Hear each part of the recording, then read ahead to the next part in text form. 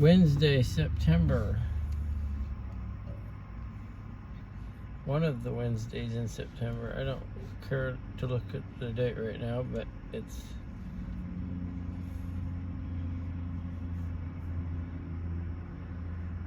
we're in Kansas City.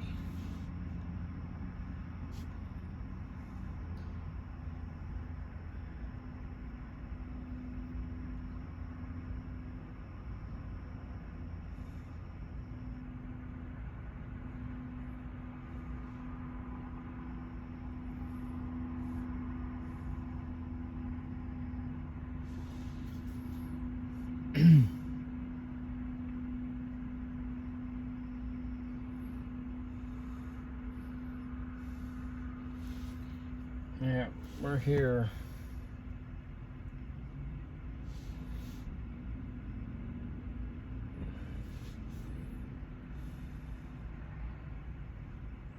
I feel like one eye is different.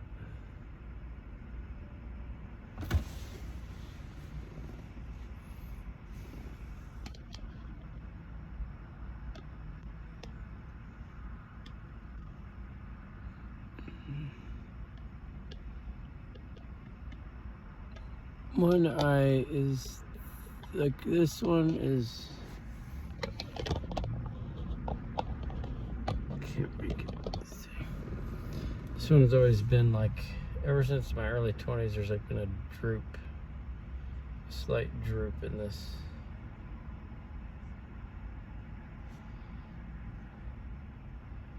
I don't know why that happened or what caused it. It's like this one just kind of tends to be a little more. I don't know if I had a.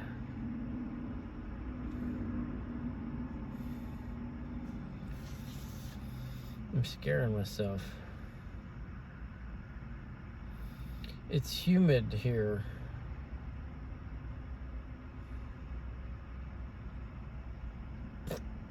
And not as cool as it was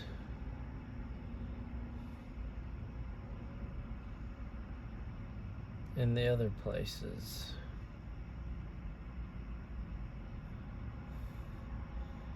Warm and humid. Perfect for insects. Not so great for people.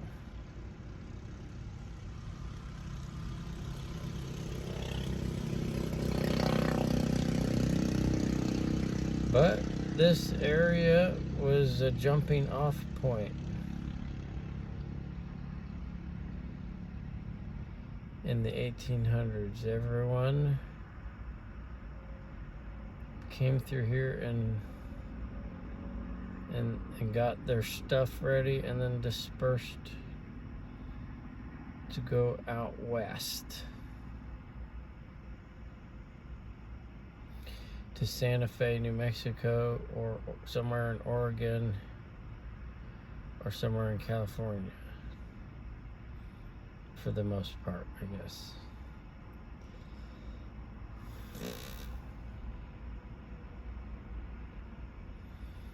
And so it kind of became a big city, I guess, probably for those reasons mainly.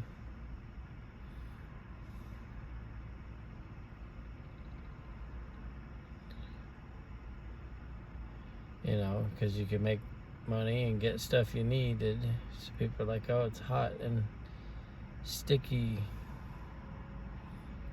but I can make pretty good money. I guess I'll deal with it. And then you got people that are just kind of kept being here.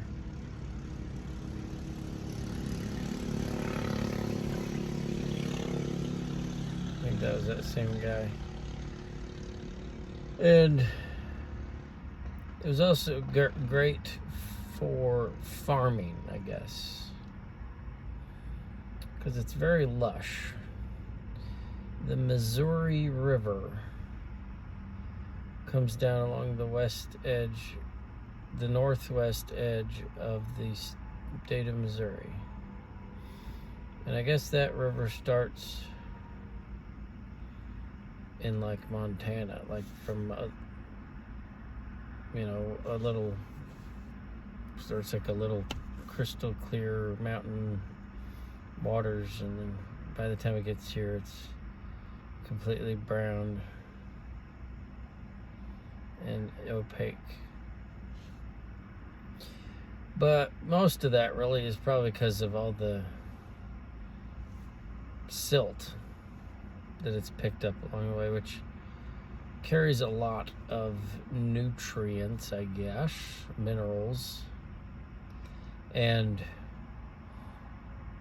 back before they channelized the river, which just means, as far as I can tell, based on what I've looked at and heard and read, just means put mud and stuff up along the edge so it doesn't overflow. But before they did that, it would cover a really wide, I should say, like the river was extremely wide. It would be shallow but wide. It's still fairly shallow. I guess it can get to 20 feet deep, but it would be really just kind of like a wetland, a flowing wetland kind of, maybe, you know. So it was like a really super fertile area, and still is, really. And wildlife, of course, love that too. And so farmers, you know, this was prime land. So the river comes along the northwest edge. It's like windy, and then it goes right at Kansas City, where we're at. It cuts east, and it goes southeast down the state to St. Louis, where it tees into the Mississippi River, which is an even larger river. But I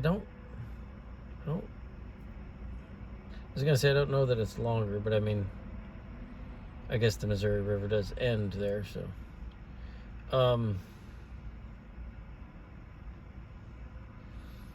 so St. Louis is the confluence of the Missouri and Mississippi rivers.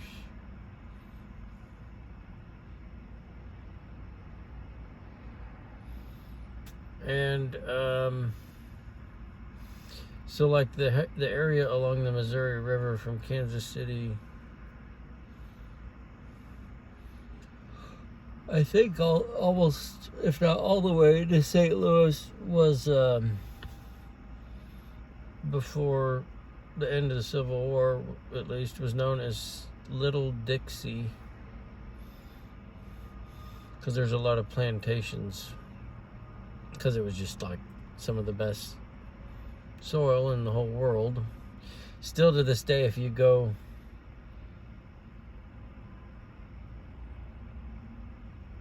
looking around, going, because you can, like, there's certain like state managed or even national wetland areas along the Missouri that you can hunt and camp and stuff, and it is like all like I guess they call it loess, LOESS. And I guess the theory is that when the glacier back in the I don't know how old they claim to be able to tell it is. I don't believe they can really tell accurately, but a glacier came along and scraped all this stuff and left it, and the glacier went on, and then the winds blew for thousands of years or some stuff, and blew the dried, all this dried deposits, silt, just blew it into piles, and that's these bluffs or these hills that are up there especially around the Missouri River. And I will say, good luck finding one rock even in those hills. It is just all this loess stuff, and obviously very heavily forested and plants. It's almost like jungle here, because it's just so lush and compared to like when you go out, we were just in Laramie, and when you're out west, even western Kansas, western Nebraska, you get an understanding of the difference. It's like things dry out. The corn out there is short. We talked about this, I guess, before, but because they just don't get the precipitation. But this area does. And are you okay? Huh? Are you okay? Yeah. And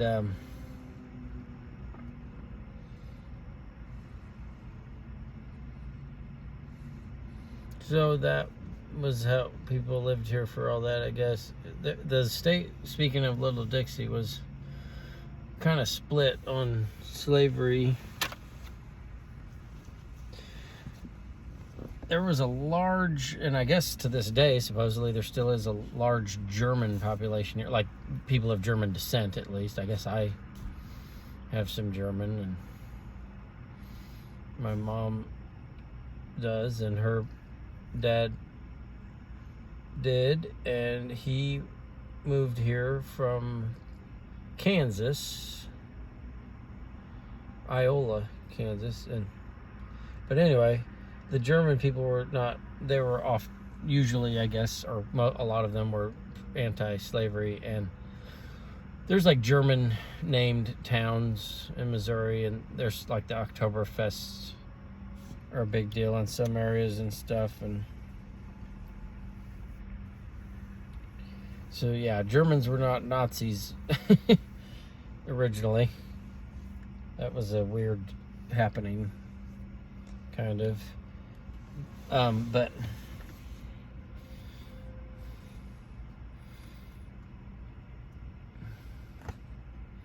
so, but it was considered, I think, a part of the Confederacy, basically, official, kind of technically.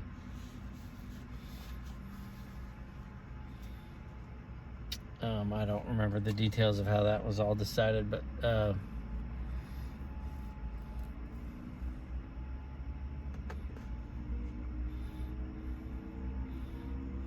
wouldn't be surprised if it was kind of a north-south split within the state. I don't know, because the north is agricultural here, and the south is more, is like Ozark.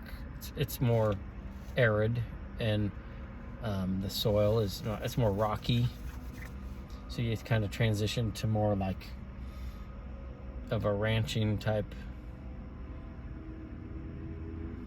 or just wild there's a fair amount of pretty wild forested area in the south part. The southeast kind of more, but yeah, just to the south too. It's the Ozark Hills, but they do farm there too and ranch there, and I don't know how the split was, but there was a lot of Civil War battles in this state, and there was a lot of terrorism, I guess, over the border. Kansas City's right on the Kansas and Missouri border. And the funny thing is, the adjacent city to the west of Kansas City, Missouri is Kansas City, Kansas. It's like, couldn't you have come up with another name?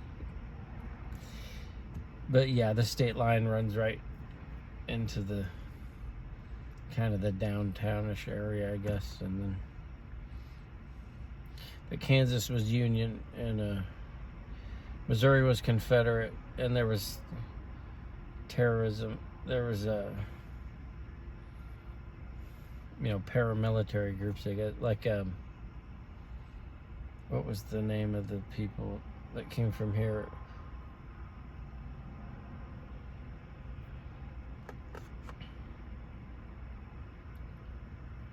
Rough Riders or something? I don't know. That's horrible, I can't remember. But they went and burned down Lawrence, Kansas, which is where the University of Kansas is that I went to. I just went there because it was cheap at the time. I was living in Olathe, Kansas at that time. But like, yeah, apparently they burned it down, and then the Kansas terrorist people were Jayhawks, I guess. And that's the mascot of that university, and they were called Jayhawks, I think was how that worked. And they would come back and do raids over here. But Quantrill's Raiders. I think I said Rough Riders. Isn't that Teddy Roosevelt's thing in the Spanish-American War or something? I don't remember. But it was pretty messed up around here. And then in the 30s, the 1930s,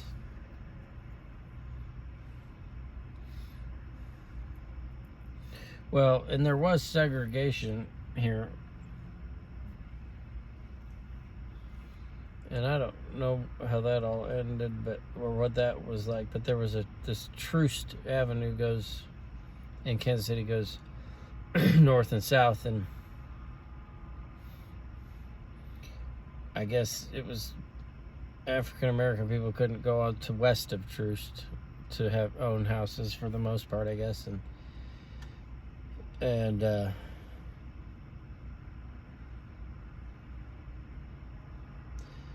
to this day, it's very poverty stricken east of Troost,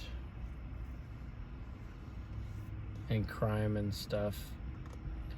So there's just kind of, it seems to me like a troubled city. There's a lot of crime.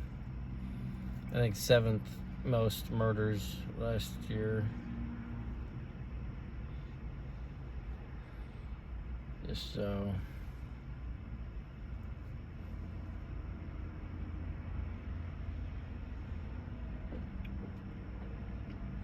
In the 1930s, there was a lot of crime. I guess the Prohibition era, 20s and 30s. If you go to the downtown police station, they have like I believe it's outside. You can see like it has like this plaques of officers that died in the line of duty, and it's just pretty sporadic. But like, as in the 20s and or 30s, it's just a whoosh. There's a bunch, because that seems to have been when these guys went kind of wild. They had these big Pretty Boy Floyd and guys like that with machine guns and stuff, and Bonnie and Clyde, I think, was during that time. I don't know that they were here ever, but it was a major hub. I'm sure they came through here at some point. Most people would come through here at one time or another. A major train hub.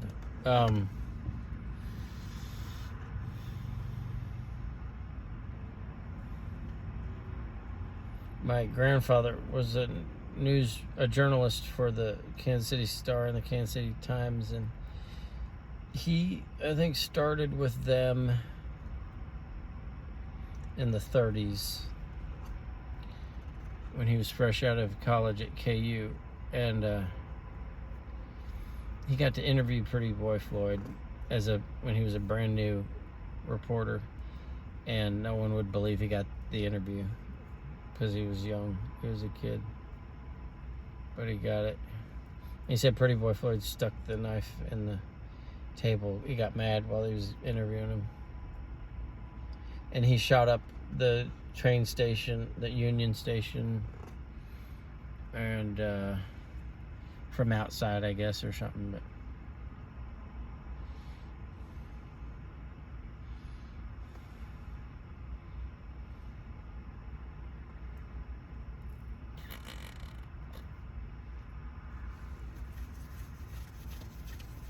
and then my grandfather, I think he worked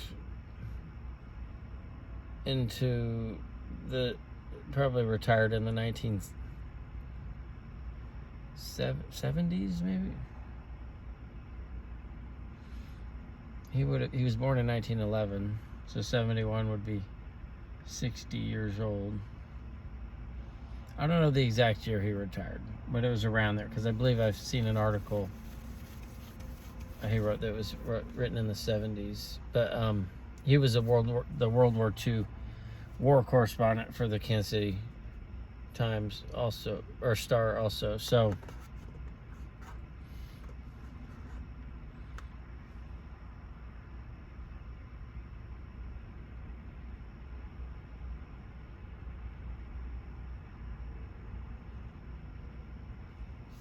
he in the 40s or 50s after World War II, he uncovered the Pendergast election fraud. The guy was like a crime boss here. I guess the mafia was pretty big here, and I think he was like basically a mafia guy that ran the town. And he uncovered this guy. I guess he was mayor or something. Gosh, I should know more details. But my grandfather's journalistic work uncovered the big fraud and the voter fraud and stuff. So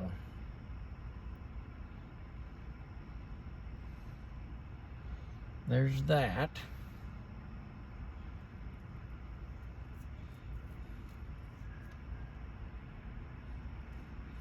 But it is a hot, humid place. But the winters do get pretty harsh, I guess, not compared to Alaska or the northern Canada or something, but it gets cold. Last winter we were here actually in the same where I'm at right now, and it got to -10. So the jet stream, I guess it is, dips down here over this across this city, and so Arctic fronts, I think it is, basically come down here. So it's like there's often times where we're in the winter we're as cold as way up, like Minnesota and stuff. So it gets pretty rough in the winter. We don't have a ton of snow. We never have a lot of snow. That's one thing we don't get. We do get snow, of course, all the time, but it's just we never have a huge accumulation or a huge dump of it. But we do. It does snow. And ices and but it's not like, I just know other places it's like they're getting tons of feet of snow in the winter. We're not getting that kind of level, but it does get very cold. And so the good side is you get pretty good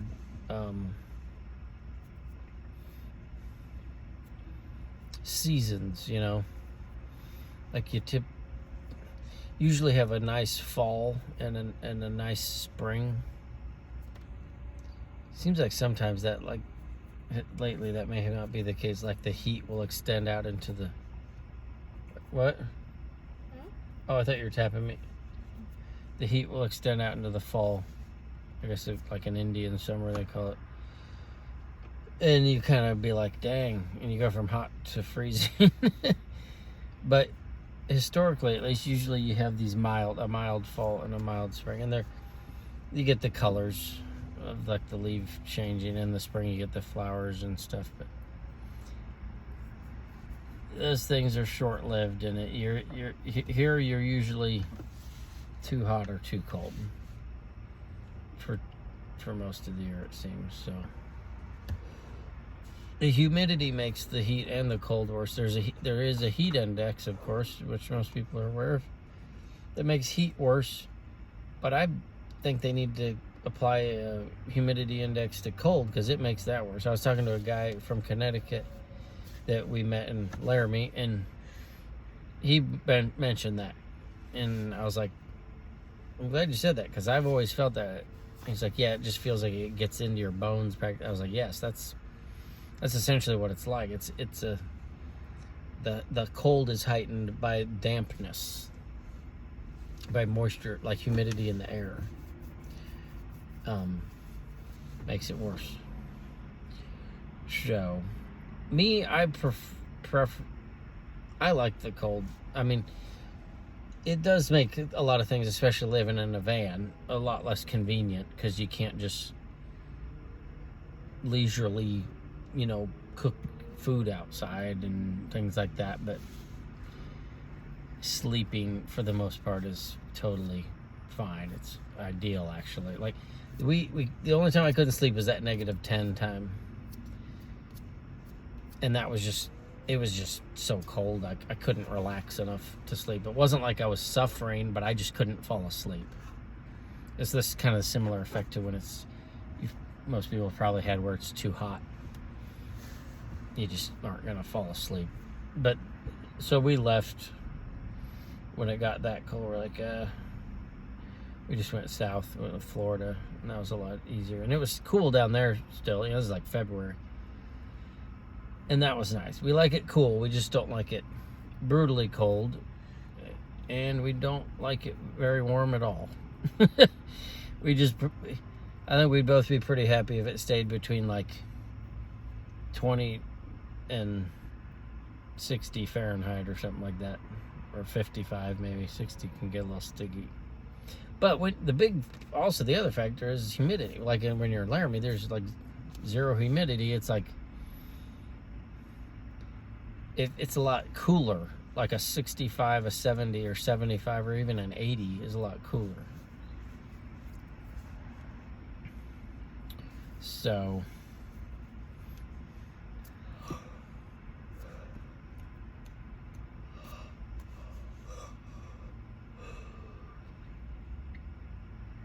yeah, like the heat index in the summers here, it'll get so dang hot, man. Because I've been to places where it's hot and dry, like LA. I've visited there a few times, and it's like the big difference there is you can step into the shade, and it makes a difference. Shade where it's humid doesn't do a thing. Doesn't hardly do a thing. If it's hot and humid, getting in the shade doesn't do anything. Doesn't do enough past a certain point.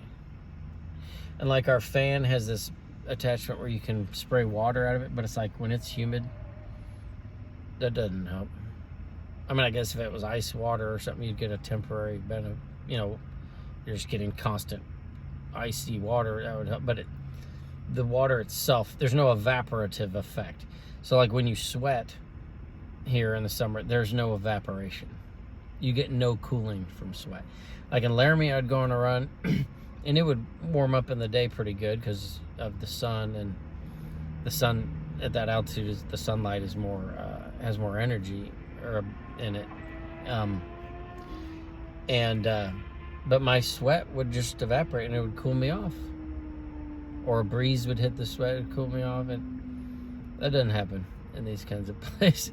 I went to San Diego one time, and the guys I was with, the group I was with went on the boardwalk or something, I guess, and at night, and I had just brought shorts and t-shirts. I mean, it's San Diego, if I'm not mistaken. I think it's just like right on the Mexican border. Like Tijuana is like right smack dab against it, and I'm like, what is going on? It's like, I'm freezing out here. It was cold, and they're like, doesn't it get cold when the sun goes down where you're from?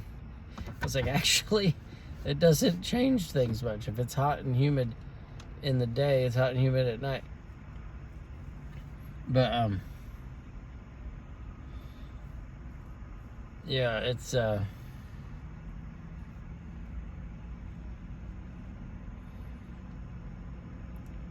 that's how it is here. So AC, you gotta run your AC. That's expensive.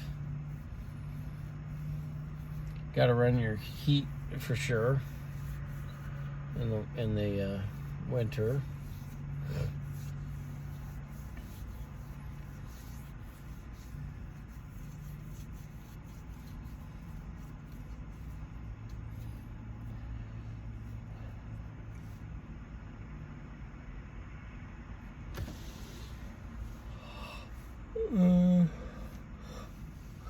Yeah, right now it's just kind of sticky, a little sticky. I mean, you can see kind of have a fog or something forming on the.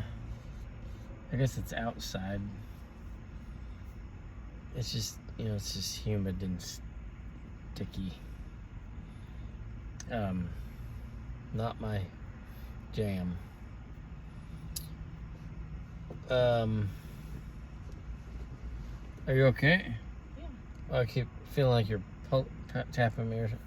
No, I'm just moving.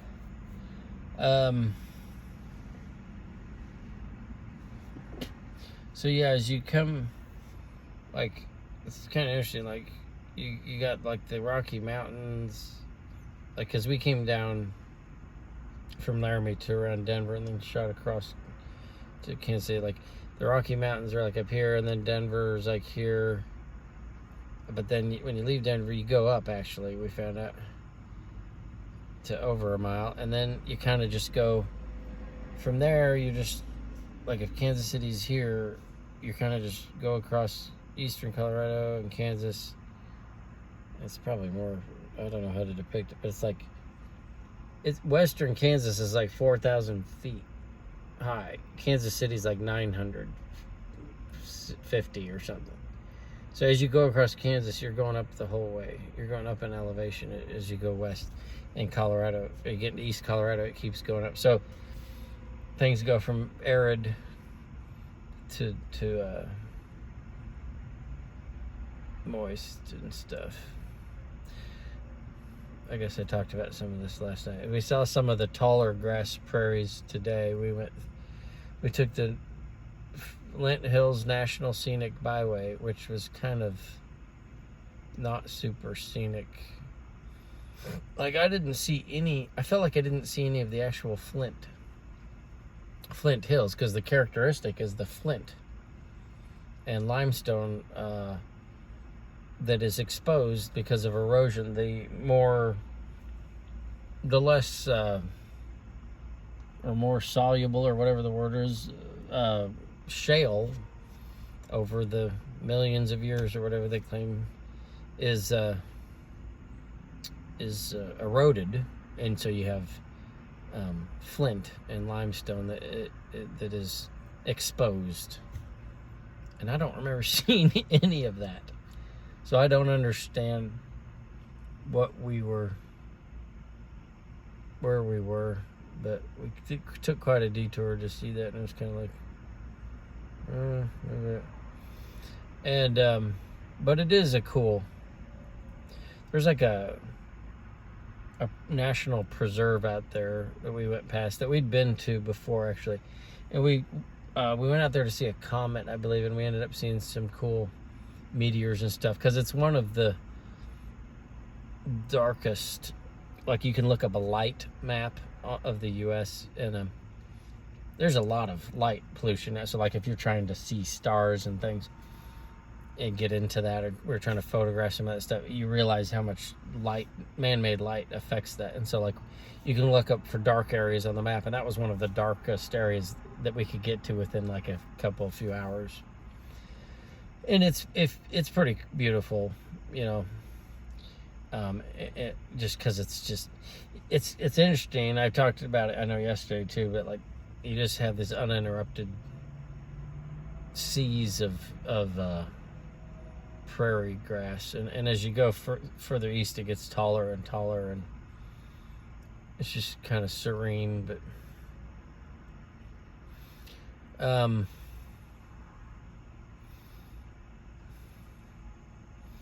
so we rolled into town not too long ago, and we just went and ate something, and a McDonald's $5 deal,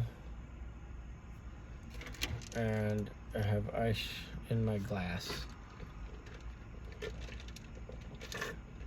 That was a line from Survivor, or from, was that the name of it? Tom Hanks movie. And there was a guy in there that was weird, pacing around, making us nervous, because he like kept coming around our battery we were charging, although he was charging his phone there, but he was just It was weird. It was not clear why he was just pacing around in there.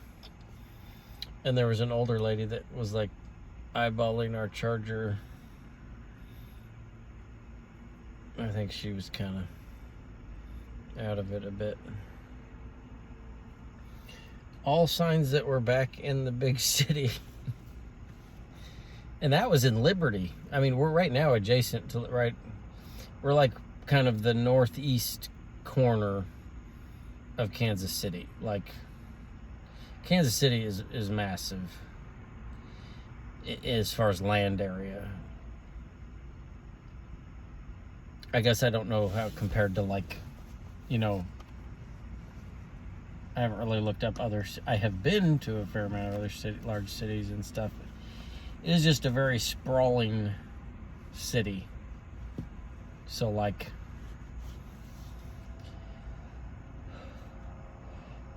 it just covers a lot of ground. So we're on, like, the northeast corner. Pretty much. I mean, you can go a bit further north and still have Kansas City. To be honest, its borders may extend way farther than I know. I think they're probably continually annexing stuff or growing or whatever, but this is pretty close, I believe, to the north edge in the northeast corner of it. I'm just like picturing it in my mind. So it's a lot. I'm trying to figure. I was gonna say it's a lot nicer here, but I keep thinking of like if you go too far in any direction, it gets worse. Like,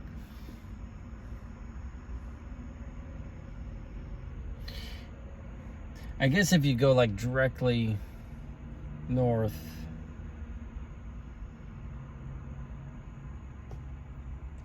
it's pretty nice. There's some new neighborhoods even and stuff.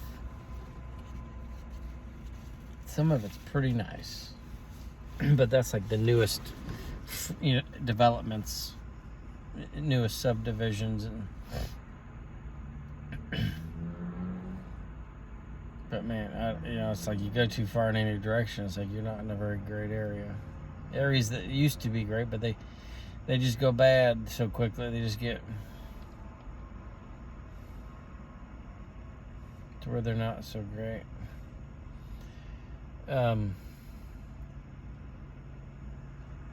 This guy's just blinded me. I guess they're just parked.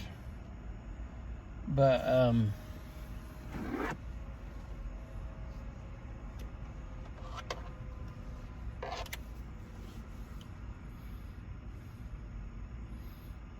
yeah, I-35 is over there. It goes diagonally through the city from the northeast to the southwest. And if you cross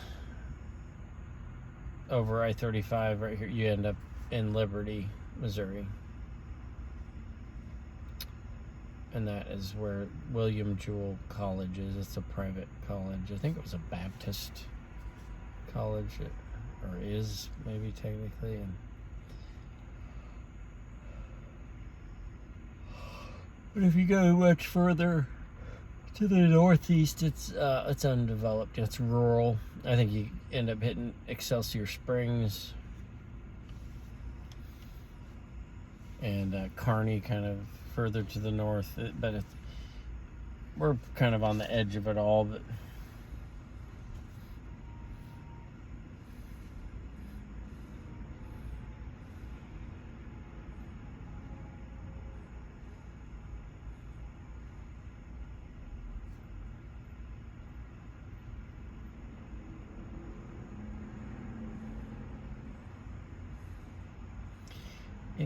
I know the guy's just parked. I said, could you turn off your lights when you're parked?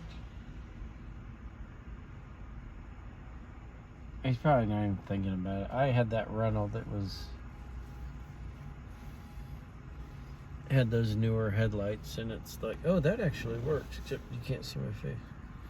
But now his lights aren't hurting me.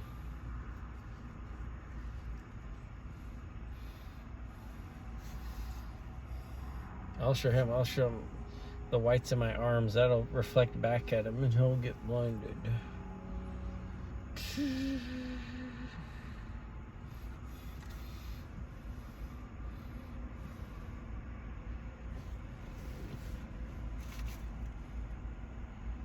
That's obnoxious.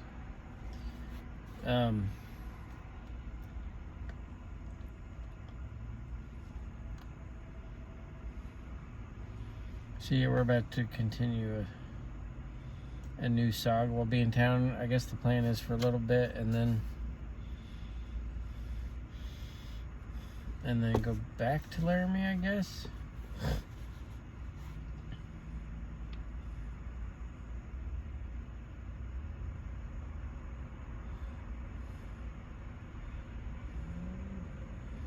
And then come back here again to live in the apartment.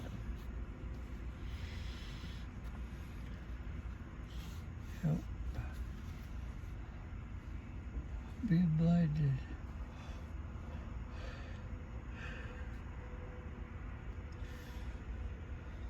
Be blinded.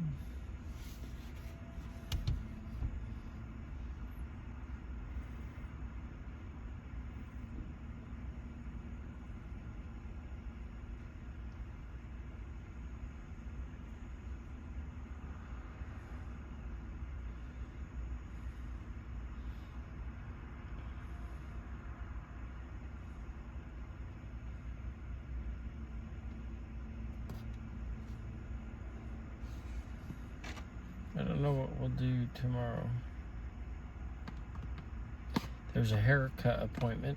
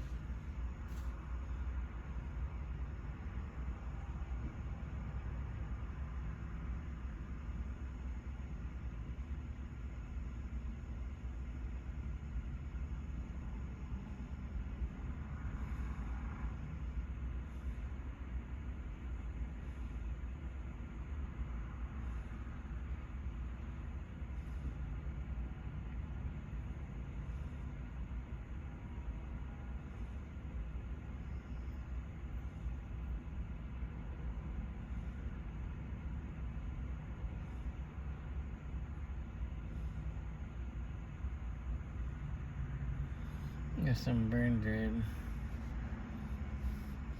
Oh, here comes a nice Sprinter van pulling into the parking lot. Maybe they'll function as a buffer so we're not the only target for muggings. Man, we've never had trouble here. This parking lot is where we lived like the whole winter practically. So it was pretty good to us. There is what I believe is a homeless guy out of a vehicle that tends to live around here. The last time we were here, he did this, and he did it tonight. He like walked right up to our van practically.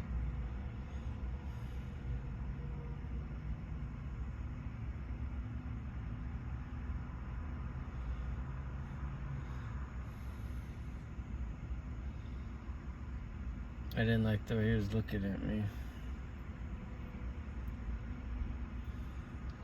So hopefully no trouble there.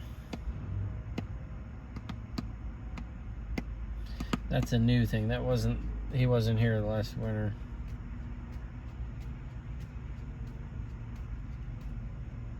There was a young girl here last winter and summer. I think I'm right. Yeah. And it could probably fall. We weren't here in the fall, but she was begging on the corner all the time, and she was young. She appeared to be very young. I thought she might have been a teenager, and Then later we thought she was maybe even pregnant. And we were worried about, I don't know how she survived the winter. If you talked to her, she just wouldn't barely talk to you. It was weird. And we saw her one time counting out a wad of cash. And we had the theory that maybe she was getting trafficked or like enslaved kind of into this begging or something. And I think we even asked her. I didn't want to freak her out as a dude, so I told Nikki to ask her if she needs like a bus ticket or something, because she seems so young. I was like, maybe somehow she just needs to get to her parents. And she was like, no. Or a ride, I think we even offered. She said no, but I don't know. She did confess to my wife at one point that I guess she had walked up to the hospital to try to, because she was so cold. And I guess maybe they gave her an IV or something and saline, and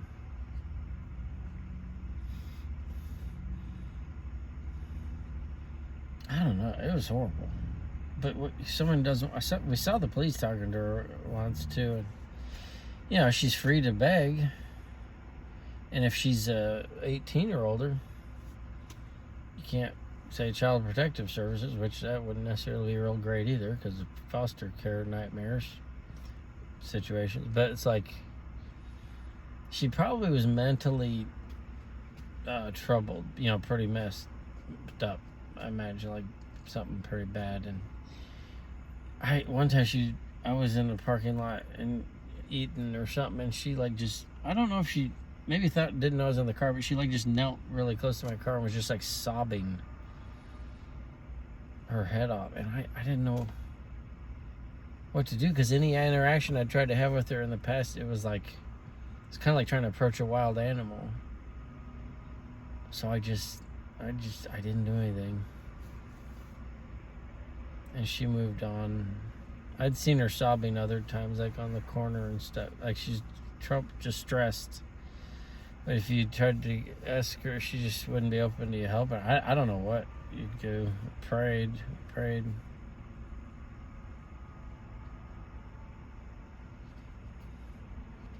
It's almost been 50 minutes. I'm sorry. I won't make you do this anymore. I've just been sitting here mostly. I'm still blinded. But thank you for watching if you made it this far. All right. Have a good night.